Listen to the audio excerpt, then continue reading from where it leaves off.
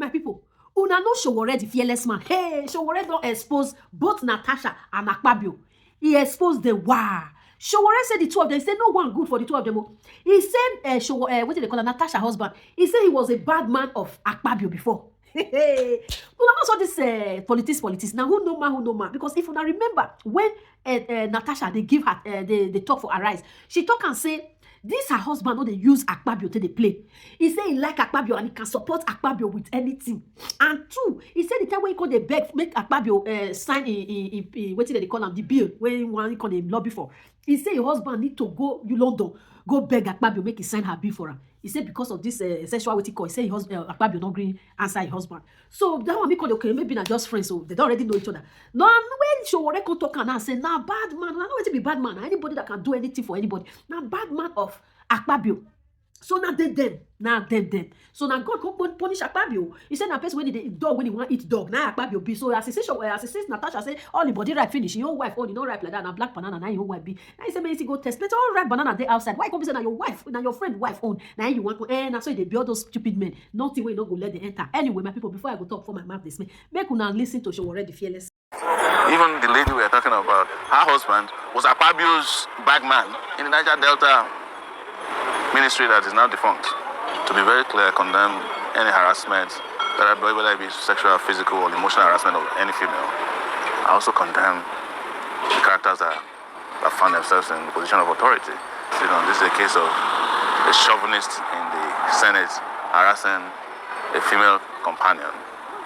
Yes, I disagree with that, I condemn it, but I also condemn the characters that found themselves in the position of authority.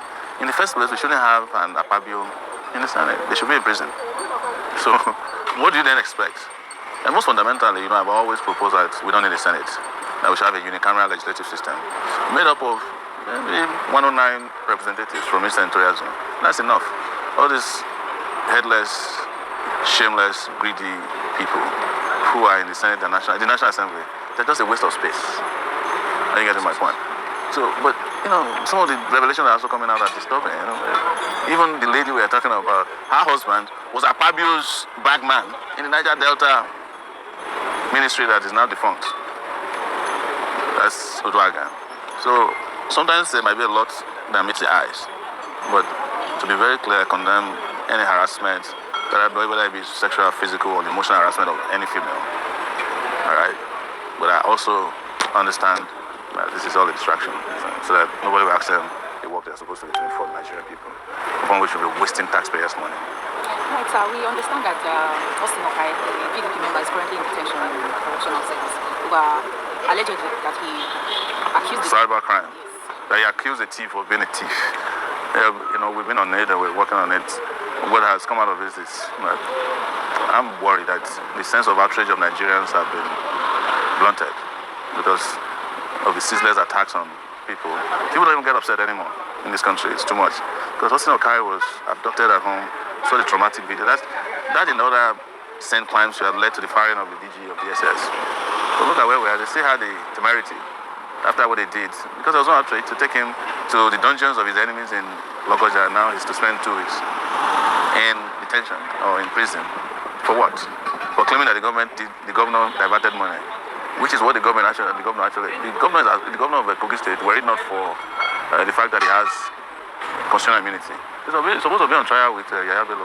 He's named in the charges. He's one of the people at large. So how do you then, how a person like that enjoys any form of police protection? It's what beats my imagination always. The president has come out and also the media, when they come with these things, do you even fact check them?